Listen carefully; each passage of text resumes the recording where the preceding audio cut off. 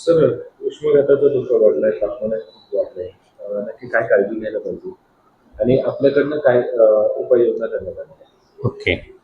उष्माघाताचा जो सध्या आपण पाहतो की टेम्परेचर एकदम जास्त वाढलेलं आहे. 43 डिग्रीच्या वरती क्रॉस केलेलं आहे त्यांनी. तर यामध्ये उष्माघाताचे रुग्ण येण्याची शक्यता खूप जास्त आहे. यासाठी आरोग्य विभाग हा अलर्ट मोडवर आहे. आपण प्रत्येक प्राथमिक आरोग्य केंद्रामध्ये शीतकक्षाची स्थापना केलेली आहे. ज्याच्यामध्ये कूलरची व्यवस्था असेल, त्याचबरोबर आवश्यक असलेले जे मेडिसिन आहेत, IV फ्लुइड्स आहेत, त्या सगळ्यांची व्यवस्था आपण प्रत्येक प्राथमिक आरोग्य केंद्रावर दिलेली आहे.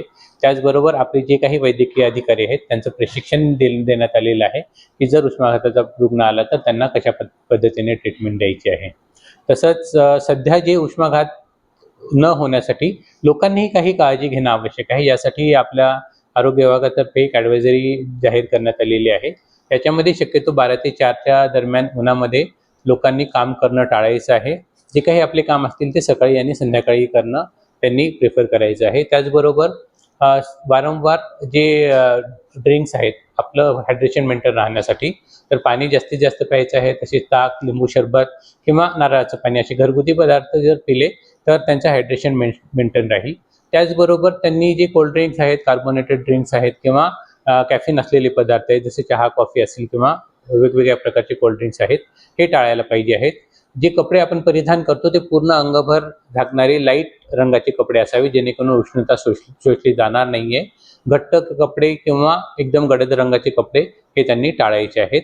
त्याचबरोबर त्यांनी जे आहे की कोणत्याही प्रकारचं लक्षण त्यांना जर जाणवलं, जसं चक्कर येणे आहे, उलटी आहे, मळमळ आहे किंवा बेशुद्धपणा आहे किंवा तो वारंवार चक्कर येण्यासारखे त्यांना होत असेल किंवा अशक्तपणा जाणवत असेल, तर अशा गोष्टी त्यांना लक्षात आल्याबरोबर तात्काळ जवळच्या शासकीय रुग्णालयामध्ये जायचं आहे आणि डॉक्टरांकडून तपासणी करून घ्यायची आहे.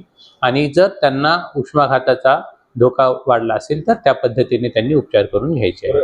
आपल्या जिल्ह्यामध्ये काही उष्माघाताचे रुग्ण आढळले का? कसे काही लक्षणं दिसतात? उष्माघातामध्ये सध्या हीट एक्झॉशन म्हणजे त्यामुळं जसं थोडीशी ताप येणे आहे किंवा मळमळ होणं आहे किंवा अस्वस्थ होणं आहे, अशा पद्धतीचे रुग्ण आता यायला लागले आहेत.